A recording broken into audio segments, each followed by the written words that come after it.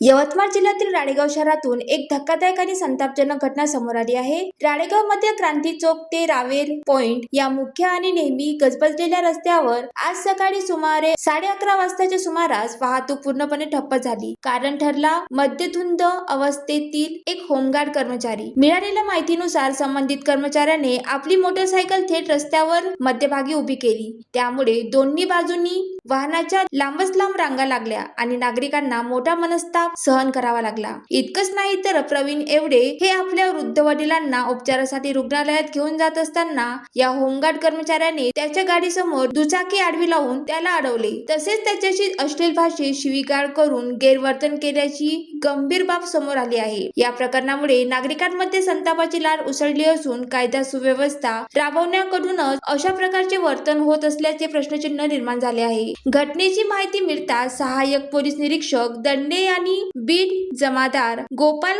वॉस्टर यांनी तात्काळ घटनास्थळी धाव घेत परिस्थिती नियंत्रणात आणली। मात्र नागरिकांचा सवाल कायम आहे, अशी परिस्थिती निर्माण होईपर्यंत पोलीस यंत्रणा नेमकी कुठे होती? विशेष म्हणजे यापूर्वी पोलीस निरीक्षक संजय खंदारे यांच्या कार्यकाळात शहरातील वाहतूक व्यवस्था चांगल्या नियंत्रणात होती। मात्र त्यांच्या बदलीनंतर परिस्थिती बिघडल्याचे दिसून येत आहे। आता सर्वात मोठा प्रश्न, जे कायदा पाळायला लावतात तेच जर नियम मोडत असतील तर सामान्य नागरिकांना न्याय कुणाकडे मागायचा? पोलीस प्रशासनाने या प्रकाराची तात्काळ चौकशी करून संबंधितांवर कठोर कारवाई करणे अत्यंत आवश्यक असल्याची माहिती नागरिकांकडून केली जात आहे। ज्वालादीप न्यूज करिता नरेश राऊत, यवतमाळ।